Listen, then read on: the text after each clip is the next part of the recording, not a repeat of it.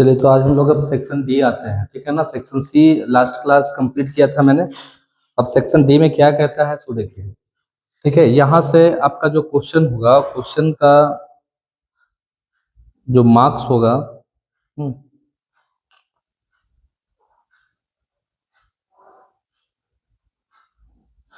इसका तो मार्क्स देखते हैं क्या दिया हुआ है। ये आपका 5 मार्क्स का है सर। प्रत्येक जो क्वेश्चन है आपका है ना, वो 5 मार्क्स का है। Right, each questions will be 5 marks.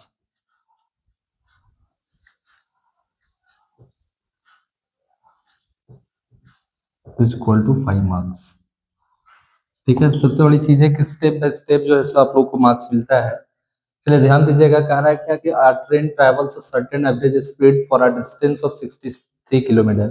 एक ट्रेन जो है सो सर्टेन एवरेज, एक फिक्स एवरेज स्पीड से जो है, निश्चित एवरेज स्पीड से है ना, एक 63 किलोमीटर का डिस्टेंस कवर करता है। क्लियर है। कह रहा है क्या, and then travel at distance of 72 kilometre, और जब वो 72 किलोमीटर का डिस्टेंस कवर करता है, ट्रैवल करता है at an average speed of 6 kilometre per hour more than its original speed.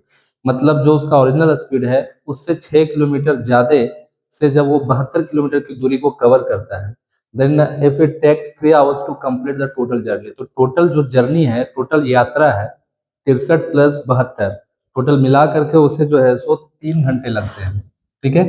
करा है कि what is the original average speed. तो इसका जो है ओरिजिनल स्पीड क्या होगा। ठीक है, तो हम लोग क्या लिखेंगे, let its original speed, original average speed is equal to x kilometre per hour. ठीक है ना, and average speed of 6 kilometre per hour more than its original speed. ठीक है, and average speed of 6 kilometre per hour more then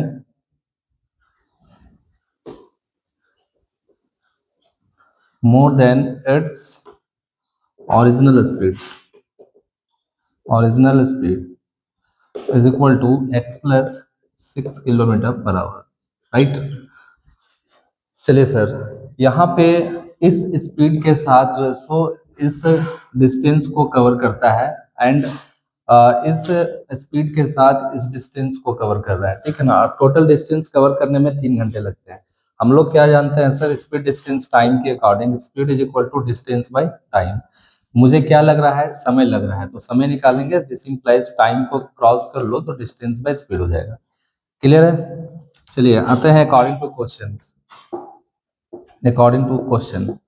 to cover 63 kilometre distance. ठीक है, to cover 63 kilometre distance, time taken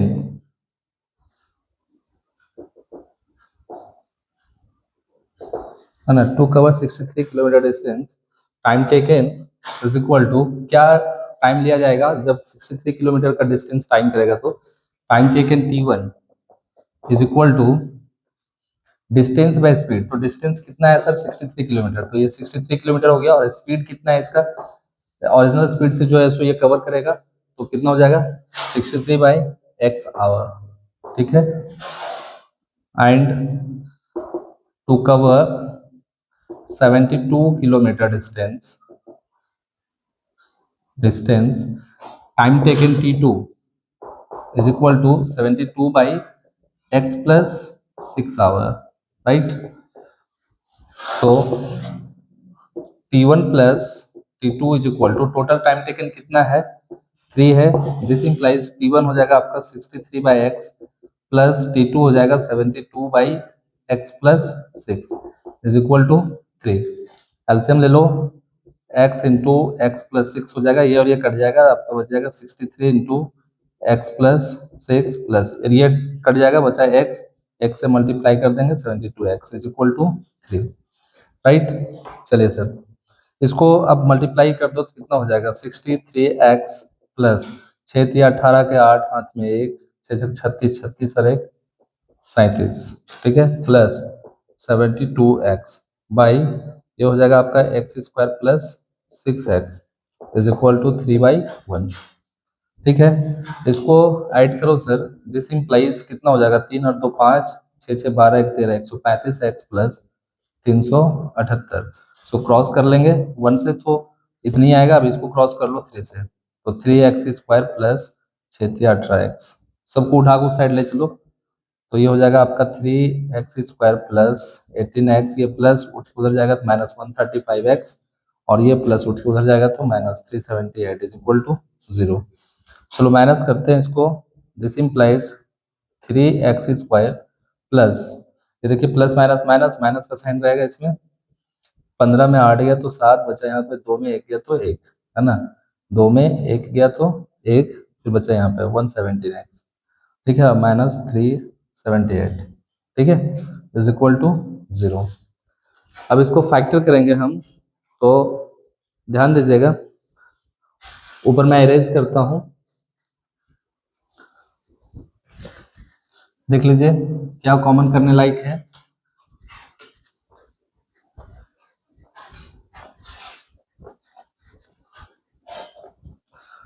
ये देखिए यहाँ से क्या common होगा आपका 3 कॉमन हो जाएगा, दिस इम्प्लाइज 3 कॉमन कर लो x² माइनस 3 3 9 है ना 2 27 कितना हो जाएगा 3 9 27 x minus 3 1 3 3 2 6 3 6 18 is equal to 0।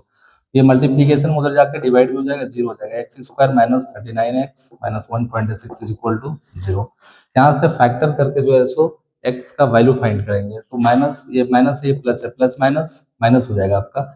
इसको ऐसा तोड़ो कि टूटे हुए पार्ट को मल्टीप्लाई कर दे तो -126x², बिकॉज इसको और इसको जब मल्टीप्लाई करेंगे तो 126x² माइनस में आएगा, तो इसको ऐसा तोड़ेंगे कि टूटे हुए पार्ट को मल्टीप्लाई कर दे, ठीक है, तो टूटे हुए पार्ट को मल्टीप्लाई करने के बाद -126x² होनी चाहिए और उसको ऐड करें या सब्ट्रैक्ट करें तो -39x आना चाहिए।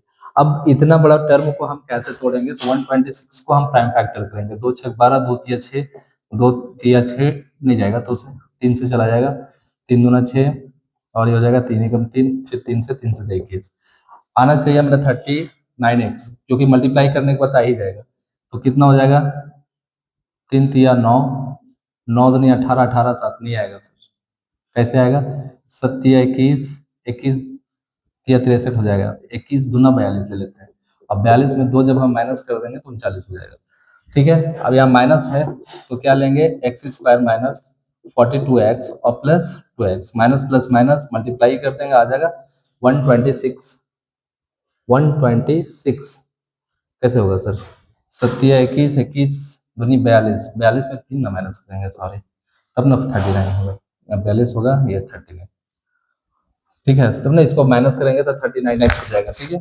तो ये कितना हो जाएगा आपका 12 में 3 गया तो 9 बचा 3, ठीक है, और -126 इज इक्वल टू 0। सो यहाँ से x कॉमन कर लो, x माइनस 42 प्लस 3 कॉमन कर लो, x माइनस 3 चौक 12 और 3 दूनी 6, ये कॉमन पार्ट मिलना चाहिए सर, अगर ये नहीं मिल रहा है समझिए आपका फैक्टर गलत है, ठीक है। तो इरेज करता हूँ यहाँ पे, ये क्या है आपका कॉमन कर लो यहाँ से, x माइनस 42 कॉमन कर लिया, यहाँ पे x plus 3 equal to 0, so this implies x minus 42 is equal to 0, this implies x is equal to 42 and x plus 3 is equal to 0, this implies x is equal to -3, तो speed कभी भी negative नहीं होगा sir, तो not possible, ये आपका -3 possible नहीं है, ठीक है ना। तो पॉसिबल क्या है आपका x का वैल्यू 42, तो मेरा जो ओरिजिनल स्पीड जो हम माने हुए, तो ओरिजिनल स्पीड क्या माने हुए x, ठीक है ना, so its original speed hence its original speed x is equal to 42 kilometre per hour, यही आंसर है सर आपका, ठीक है। चलिए आते हैं इसका नेक्स्ट क्वेश्चन क्या कहता है देखते हैं।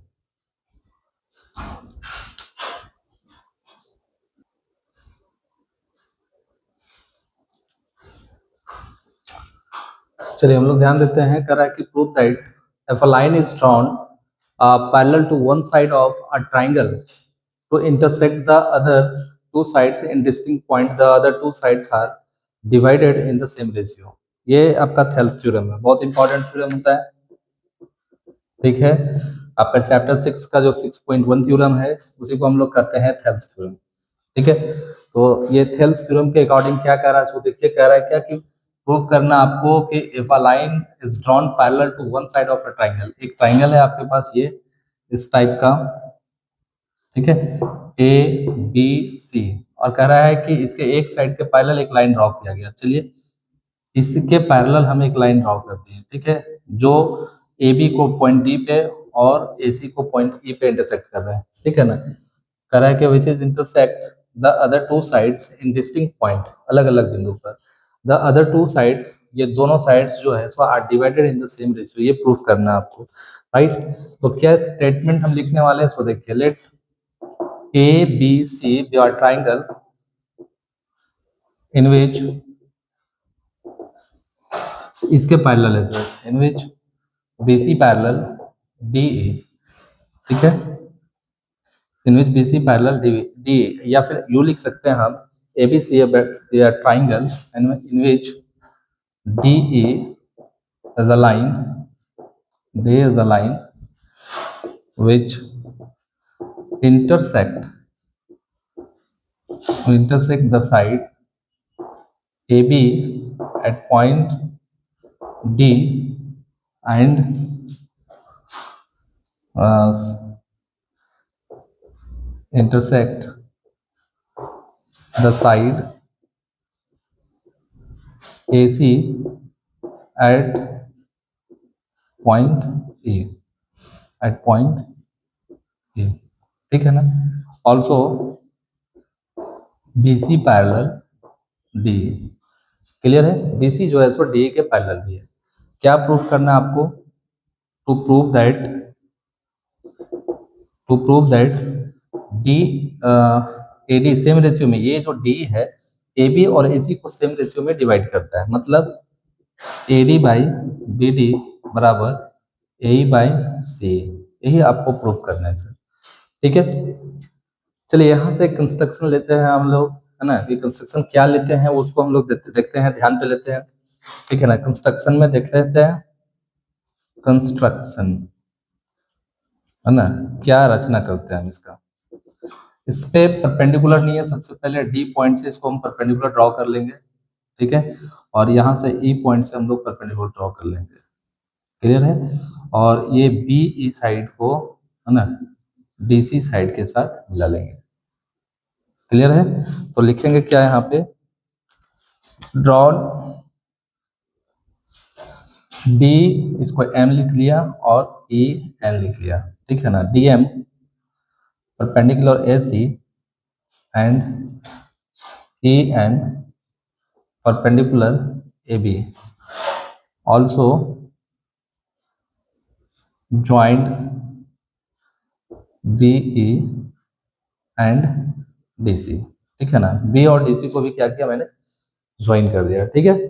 अब हम प्रूफ पे चलते हैं, तो यहाँ हम लोग देखेंगे क्या, समझिएगा, जब ये यहाँ से लेकर के ये परपेंडिकुलर है, अगर हम यू कह दें कि ये आपका, है ना, डी है, यहाँ पे ई है और यहाँ पे सी है, और यहाँ पे जो है सो आपका, सॉरी, यहाँ ए है, ठीक है, तो यहाँ डी से जो है सो परपेंडिकुलर है, तो डीएम जो परपेंडिकुलर होगा वो ई पर होगा। तो इसको अगर हम आगे बढ़ाए हैं तो क्या हम ये नहीं कह सकते हैं कि डीएम परपेंडिकुलर एसी है, तो डीएम परपेंडिकुलर एसी भी हो सकता है, राइट। तो अगर हम इस जो ट्राइंगल को देख रहे हैं ए डी, इसके साथ हम एक ट्राइंगल बी डी ई को लेंगे एक बार, दूसरा बार में ए डी ई के साथ सी डी ई को लेंगे। अगर हम इसको लिए और इसके साथ इस ट्राइंगल को लिए, ए डी ई के साथ बी डी ई को लिए, तो हम परपेंडिकुलर ए एन लेंगे, और अगर ए डी ई के साथ अगर डी सी ई को लेंगे तो परपेंडिकुलर डी एम लेंगे, ठीक है। तो triangle A D E and, चलिए इधर वाला लेते हैं, ट्राइंगल बी डी ई, ठीक है ना। इसमें क्या लेंगे, area of triangle A D E by area of triangle B D E, और किसी भी ट्राइंगल का जो एरिया फाइंड करते हैं 1/2 बेस इंटू हाइट होता है। तो 1/2 और बेस क्या है इसका, अगर हम इधर वाला लिए हैं तो इसका बेस हो जाएगा AD और परपेंडिकुलर क्या हो जाएगा इसका, तो वो हो जाएगा EN। ठीक है, 1/2 और इसका बेस यहाँ से लेकर के यहाँ तक क्या हो जाएगा BD और इसका परपेंडिकुलर क्या हो जाएगा इधर वाला EN। तो EN और EN कैंसिल हो गया, हाफ और हाफ कैंसिल हो गया, इज इक्वल टू क्या बचा आपके पास AD/BD। इक्वेशन नंबर फर्स्ट, ठीक है ना। And in triangle ADE and triangle, अगर BDE को ले लिया तब क्या बचा, यहाँ से लेंगे CDE। In triangle CDE, area of triangle ADE by area of triangle CDE is equal to 1/2, है ना। अगर इधर वाला लिए तो अब बेस क्या हो जाएगा AE हो जाएगा और हाइट क्या हो जाएगा आपका DN बाई 1/2, बेस क्या हो जाएगा CE और हाइट क्या हो जाएगा DM। ये और ये कैंसिल, ये और ये कैंसिल, ये हो जाएगा AE/CE। इक्वेशन नंबर सेकंड हो गया, ठीक है। अब यहाँ पे क्या देखते हैं सर, है ना, कि ADE तो इक्वल है बट BD और CD इक्वल नहीं है। तो किसी भी ट्राइंगल में जब दो पैरेलल लाइंस हो तो पैरेलल लाइंस के बीच में जो ट्राइंगल बनता है ना, जिसका एक कॉमन साइड हो, ठीक है, तो उसका जो एरिया होता है वो इक्वल होता है। तो क्या लिखना पड़ेगा यहाँ पे, लिखेंगे since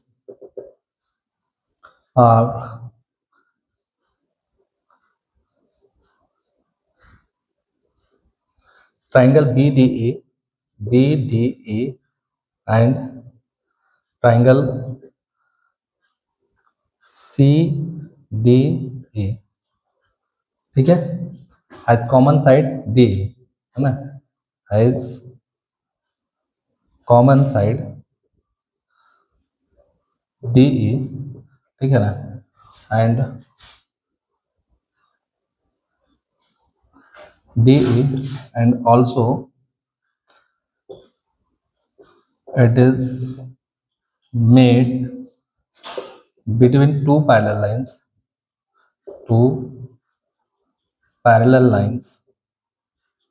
DE and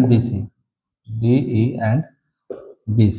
So area of triangle BDE is equal to area of triangle CDE।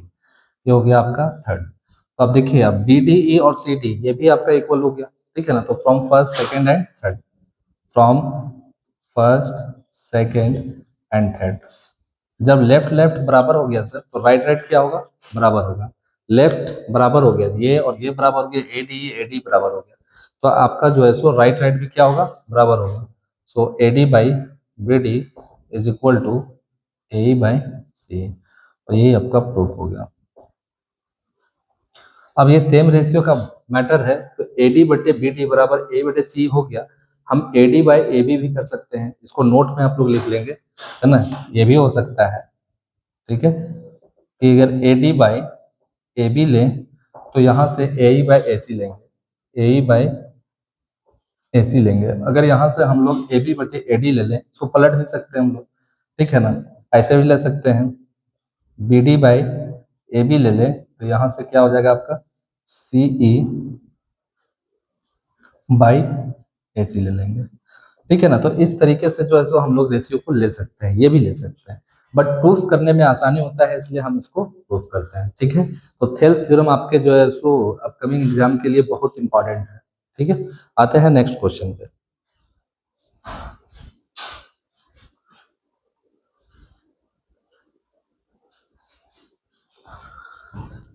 चलिए हम लोग ध्यान देते हैं क्वेश्चन नंबर 34 क्या कर रहा है। क्वेश्चन नंबर 34 पे इसको देखिए, फ्रॉम अ सॉलिड, ये सॉलिड राइट सर्कुलर कोन, ठोस है सर, ठीक है ना, हॉलो नहीं है ना। हॉलो मतलब होता है खोखला, अगर खोखला होता तो उसका कंडीशन चेंज हो जाता, ठीक है ना। कह रहा है कि solid right circular cone whose height is 6 centimetre and radius of base is 12 centimetre. इस टाइप का राइट सर्कुलर कोन मैं पहले बना लेता हूँ। ये बन गया आपका राइट सर्कुलर कोन, ठीक है। और इसका जो उस हाइट इज 6 सेंटीमीटर, ये जो हाइट है, ठीक है, ये हाइट, ये इसका एच कितना हो जाएगा, इसको H1 मान लेते हैं, ठीक है ना, H1 वो कितना हो जाएगा 6 सेंटीमीटर, क्योंकि इसके बाद जो है सो आपका यहाँ पे राइट सर्कुलर सिलेंडर भी दिया हुआ है, तो उसका भी हाइट दिया हुआ है, इसलिए हम इसका हाइट को H1 मान लिया, ठीक है। And radius of base is 12 centimetre, यहाँ से लेकर के यहाँ तक का जो रेडियस है उसको R1 मान लो, वो हो गया आपका 12 सेंटीमीटर, ठीक है। कह रहा है कि right circular cylinder cavity of height 3 centimetre and radius 4 centimetre is hollowed out. यहाँ जब ठोस है ये, तो इससे जो है सो आपका एक सिलेंडर जो है सो सर्कुलर सिलेंडर जो है सो काटा जाता है, मतलब खोद करके बाहर किया जाता है, इस टाइप का, यूं कह सकते हैं आप, इस टाइप का, ठीक है, क्योंकि ठोस है। अब ठोस है सर, तो इस पे क्या बनेगा, एक सिलेंडर भी बन जाएगा, निकल के बाहर नहीं आएगा, क्योंकि ये जो आपका सर्कुलर है, राइट सर्कुलर कोन है, वो ठोस है, ठीक है ना, सॉलिड है, तो वहां पे एक आपका जो है सो सिलेंड्रिकल पार्ट का जो है सो हिस्सा बन जाएगा उसके अंदर, ठीक है। तो कह रहा है such that base of cone and cylinder, है ना, फ्रॉम कंसेंट्रिक सर्कल, मतलब कंसेंट्रिक सर्कल का मतलब दोनों का सेंटर एक हो, इस टाइप का, इस टाइप का हो, राइट।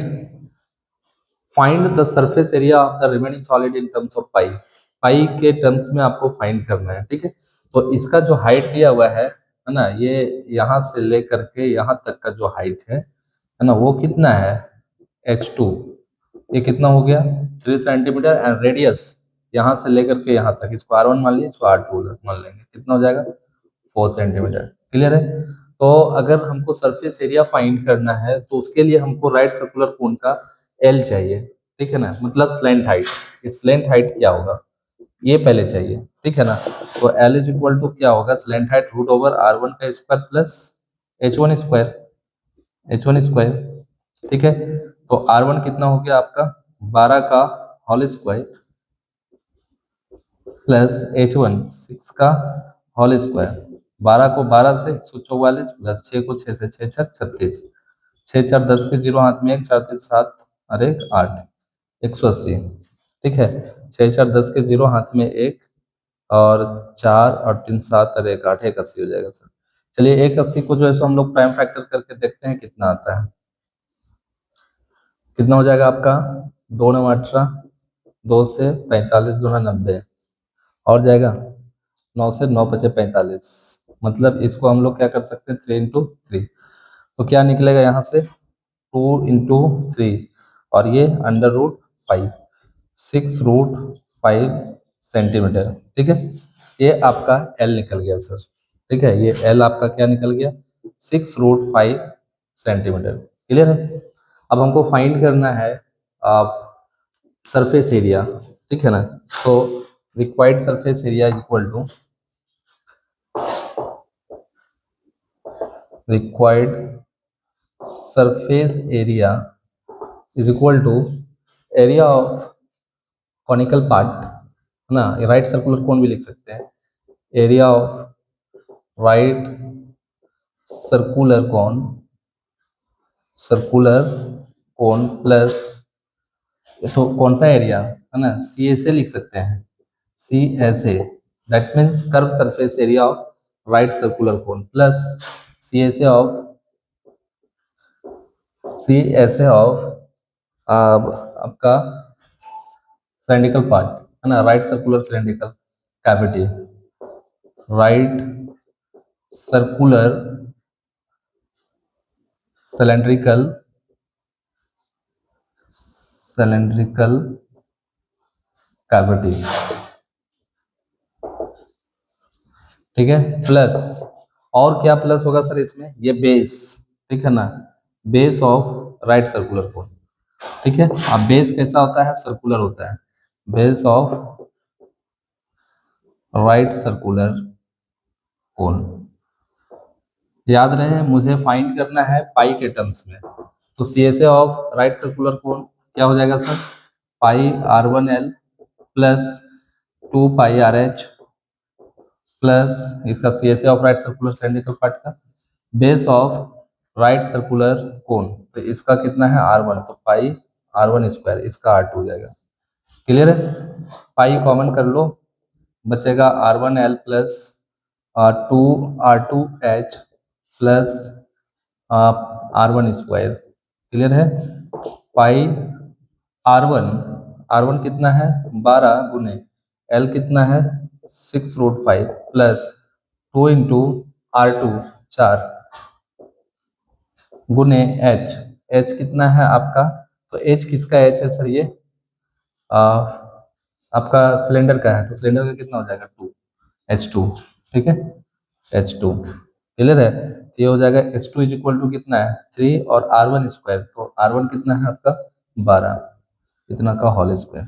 ठीक है, 12 छक 72, 72√5 प्लस 4 दूना 8, 8 दिया 24 गुने 100, सॉरी सॉरी यहाँ प्लस है ना, प्लस 12 का होल स्क्वायर। ठीक है, तो 4 दूना 8, 8 दिया 24 मतलब 24 हो जाएगा प्लस 144, इसको ऐड कर लो। 72√5 प्लस 4 और 4 8, 4 और 2 6 बचा 168, 1 सेंटीमीटर स्क्वायर होनी चाहिए। ठीक है, कोई दिक्कत? चलिए देखते हैं नेक्स्ट क्वेश्चन क्या कहता है।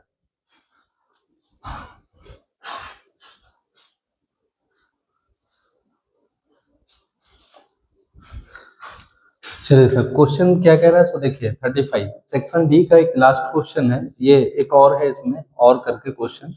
ठीक है, कह रहा है कि if the mode of the following distribution is 55, आपके पास क्या गिवन है, mode is equal to 55, then find the value of X, X find करना है आपको।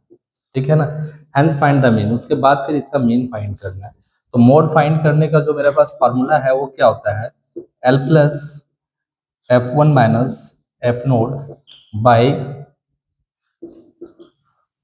2F1 minus F node minus F2। ठीक है, इंटू एच, इंटू एच, ये आपका फॉर्मूला है मोड फाइंड करने का। इज इक्वल टू क्या लिख देंगे 55। मैटर उठता है यहाँ पे कि F1 कौन होगा, तो मेरे पास जो यहाँ पे देख रहे हैं जो गिवन फ्रीक्वेंसी है उसमें जो सबसे बड़ा है वही आपका होगा F1। ठीक है ना, तो यहाँ सबसे बड़ा ये हो गया, तो यहाँ पे इसको क्या लिख लेंगे हम लोग F1, और इसके ऊपर वाला 0 हो जाएगा, नीचे वाला F2 हो जाएगा। क्लियर है? चलिए हम लोग बैठाते हैं यहाँ पे। ठीक है, और जो F1 है सर उसके जो बगल में है 45 to 60, ये मेरा जो है क्लास इंटरवल होगा जिसका लोअर लिमिट कितना हो जाएगा 45 एंड इसका डिफरेंस जो हो जाएगा वो 15 हो जाएगा। ठीक है, बैठा दो। दिस इंप्लाइज एल हो गया आपका 45 प्लस F1 हो गया 15 माइनस F0 हो गया x बाई 2 इंटू F1, तो F1 कितना है 15 माइनस F0 कितना है x है, माइनस F2 कितना है 10 है, अगुने h, h कितना है मेरे पास 15 है, राइट, बराबर 55। ये हो जाएगा आपका 45 प्लस 15 माइनस एक्स बाई 15 दूनी 30 और 30 में 10 गया तो 20 minus X into 15 is equal to 55। ये प्लस है सर, उठ के उस साइड चला जाएगा तो क्या हो जाएगा माइनस में, तो 15 minus x by 20 minus X into 15 बराबर 55 minus 45। This implies 15 minus x by 20 minus x गुने 15 बराबर 5 में 5 गया 0, 5 में 4 गया तो 1। अब इसको काटोगे सर 5 से, 5 दिया 15 और 5 दूनी 10। ठीक है, अब क्या होगा समझते हैं, है ना, ये आपका जो लिख सकते हैं हम लोग 15 माइनस एक्स इंटू 3 लिख सकते हैं और by 20 minus X is equal to 2/1। यहाँ पे 2 है, नीचे 1 छिपा हुआ है, इसको क्रॉस मल्टीप्लाई कर लो। ठीक है ना, तो कितना हो जाएगा ये 15 तिया 45 माइनस 3x बराबर 20 दूनी 40 माइनस 2x। ठीक है, 1 से मल्टीप्लाई करेंगे ये चीज होगा और 2 से मल्टीप्लाई कर देंगे तो 20 दूनी 40 माइनस 2x हो जाएगा। ये माइनस उठ के इधर आ जाएगा तो प्लस में हो जाएगा, तो ये हो जाएगा आपका minus 3x plus 2x is equal to 40 minus 45। This implies minus X is equal to minus 5, minus minus cancel हो गया, तो x का जो वैल्यू आ गया मेरे पास सर वो क्या निकल गया 5। ठीक है ना, तो ये आपका निकल गया 5 x का वैल्यू। क्लियर है? अब मुझे जो फाइंड करना है ये F0 था ना, इसको यहाँ डायरेक्ट लिख देता हूँ, x इज इक्वल टू 5 आ गई, ठीक है, यही आपका F0 था।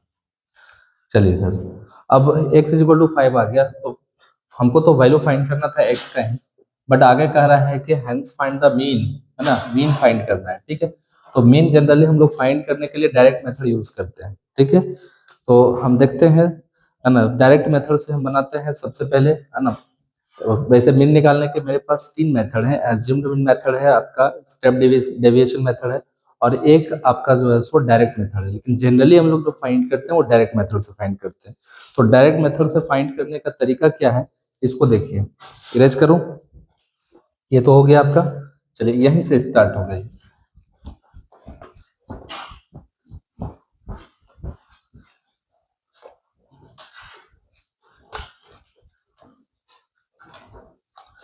देखिए, मीन फाइंड करने का जो मेथड है वो मीन इज इक्वल टू क्या है आपका, summation F I x I by summation F I. Summation का मतलब होता है sir total sum, total sum, right.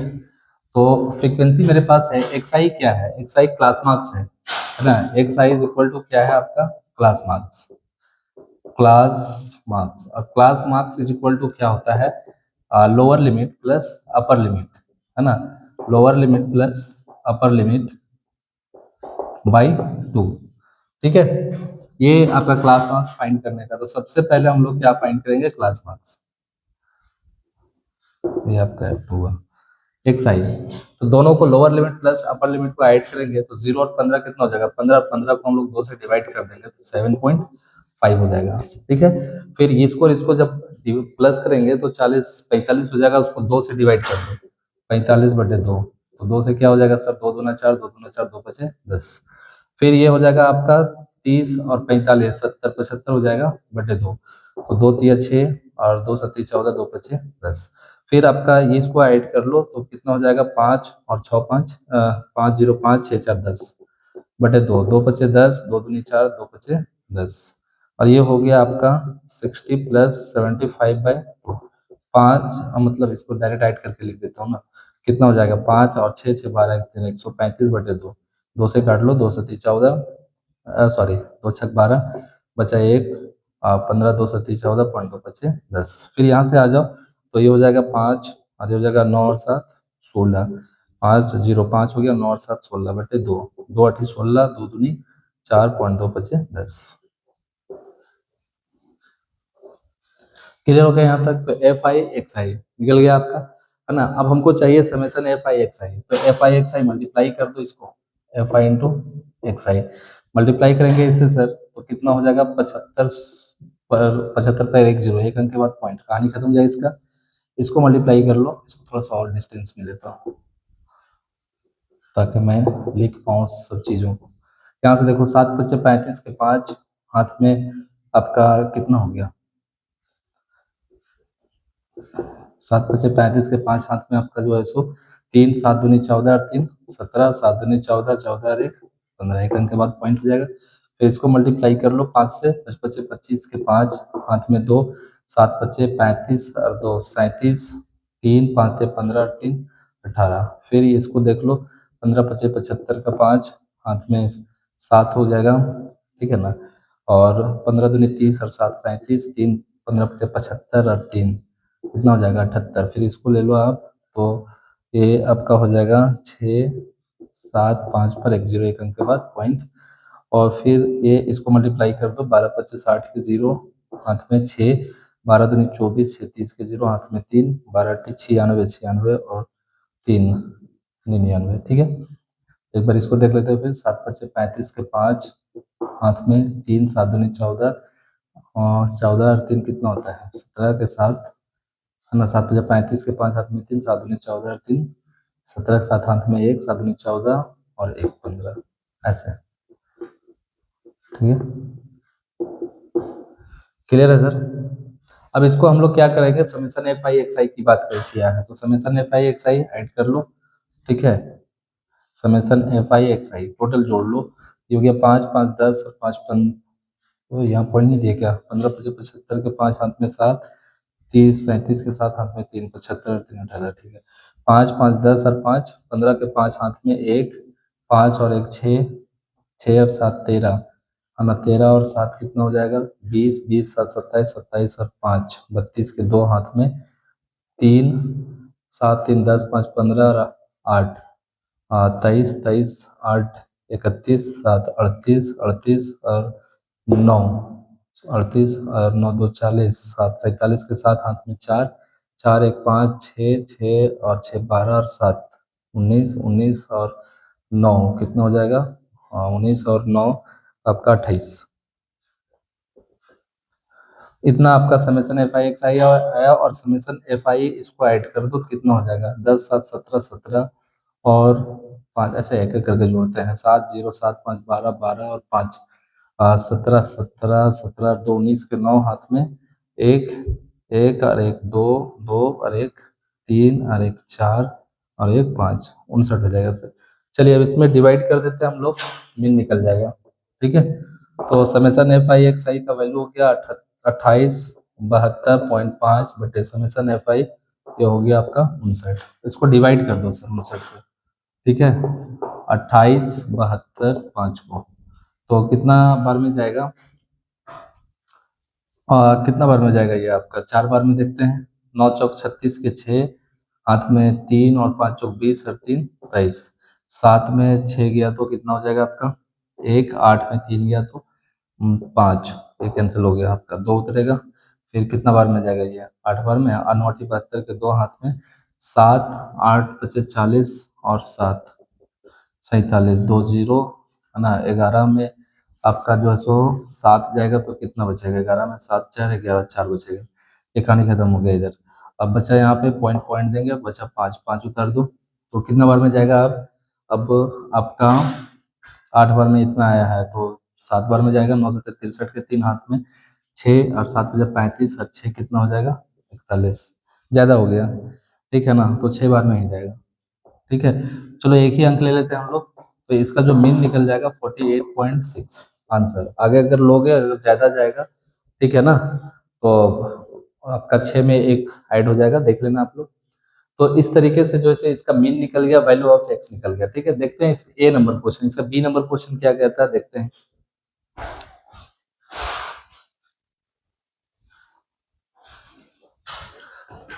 चलिए लास्ट क्वेश्चन है आपका सेक्शन डी का उसके बाद सेक्शन ए आएंगे आपका केस स्टडी प्रॉब्लम लेकर के। तो पहले देखते हैं हम लोग इसको है ना। ये और में क्वेश्चन दिया हुआ है उसमें हम लोग क्या फाइंड किया वैल्यू ऑफ एक्स फाइंड किया उसके बाद फिर मोड फाइंड किए।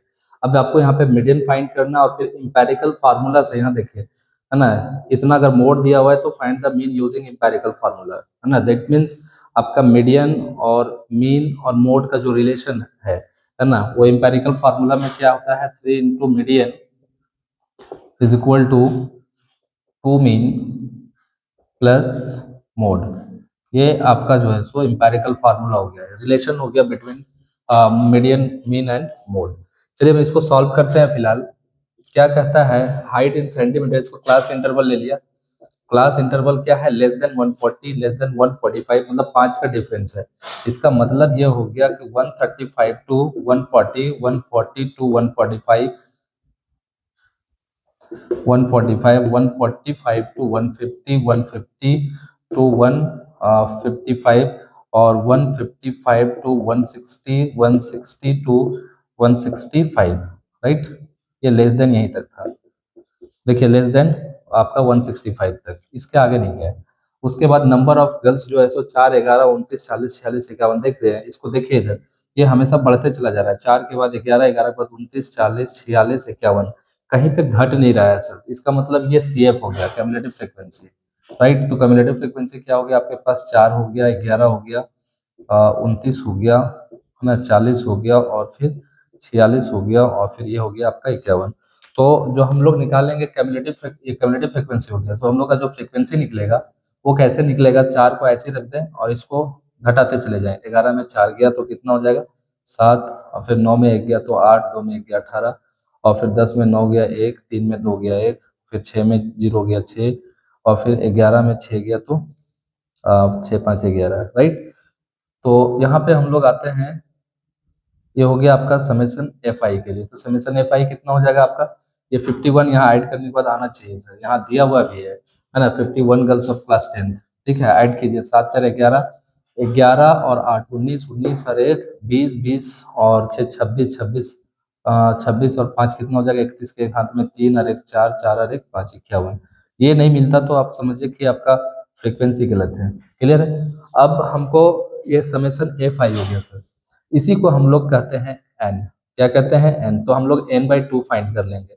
ठीक है, तो एन बाई टू जब फाइंड करेंगे तो कितना हो जाएगा, 51/2। दैट मीन्स 2 × 7 = 14, सॉरी 2 × 2 = 4, बचा यहाँ पे 1 11, 2 बचे 10, फिर 2 बचे 10, 25.5। ठीक है ना। तो 25.5 सबसे पहले हम देखेंगे कैमुलेटिव फ्रिक्वेंसी में कौन देगा हमको। तो कौन देने वाला है ये, ठीक है ना, 29 देगा हमको सबसे पहले, 25.5। तो इसके ऊपर वाला जो है सो आपका सी एफ हो जाएगा, और इसके सीधे वाला आपका एफ हो जाएगा, और इसके सीधे वाला ये आपका एल हो जाएगा, और इसका जो डिफरेंस होगा वो 5 हो जाएगा। क्लियर है। तो मीडियन का जो मेरे पास जो फार्मूला है मीडियन निकालने का, वो क्या है, मीडियन इज इक्वल टू क्या होता है, L plus n/2 minus C F by F into H. ठीक है, ये मेरा फार्मूला हो गया।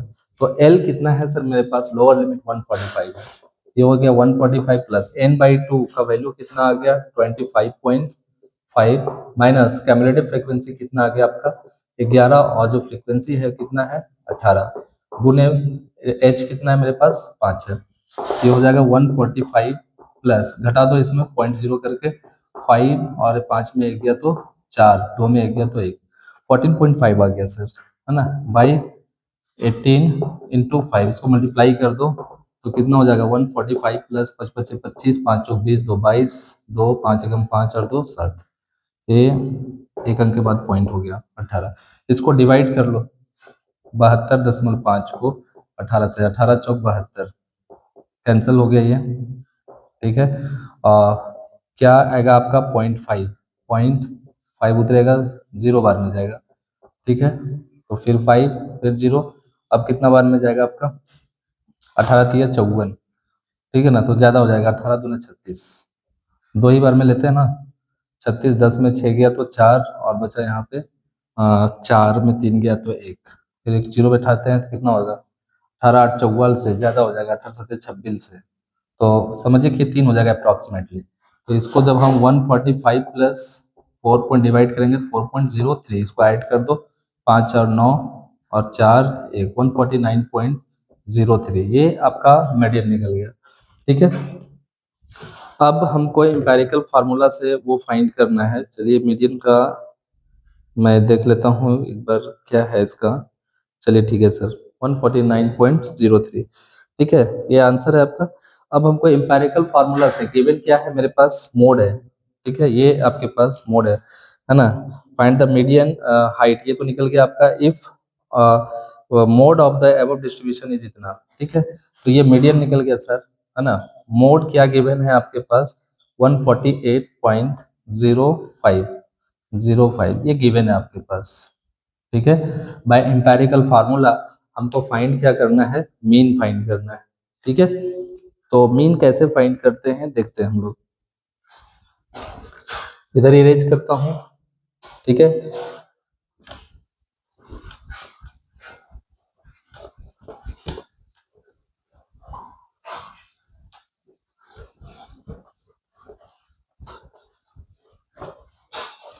नाउ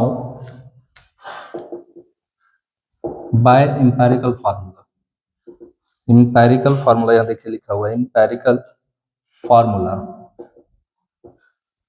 ठीक है ना, रिलेशन है एम्पेरिकल फार्मूला क्या है, 3 into median is equal to 2 mean plus mode. तो 3 इंटू मीडियन कितना है आपका 149.03, 2 मीन प्लस मोड कितना है आपका 148.05, मल्टीप्लाई कर दो सर इसको, 3 3 9 3 0 0.9 27 के साथ हाथ में 2 4 3 12 और 2 14 के 4 हाथ में 1 3 एकम 3 अरे 4, है ना, और ये -148.05 बराबर 2 मीन। ठीक है, तो घटा दो सर इसको। 9 में 5 गया तो 4, 0 में 0, 0.17, एक पे चलो 17 में 8 गया तो है ना 9 हो गया। ठीक है, अब बचा यहाँ पे 3, 3 में 4 नहीं जाएगा, 13 में 4 जाएगा तो 9 4 13 बचा, 3 में 1 गया तो 2, है ना। कितना हो गया आपका 299.04 by 2 is equal to mean. 2 से डिवाइड कर लो सर, 2 एकम 2, 2 चौके 8, हर एक 19 हो गया, 2 नवा 18 बचा 1, 10 2 पचे 10, 2 दूनी 4। तो मेरे पास जो मीन आ गया वो कितना हो गया 149.52। ये क्लियर हो गया।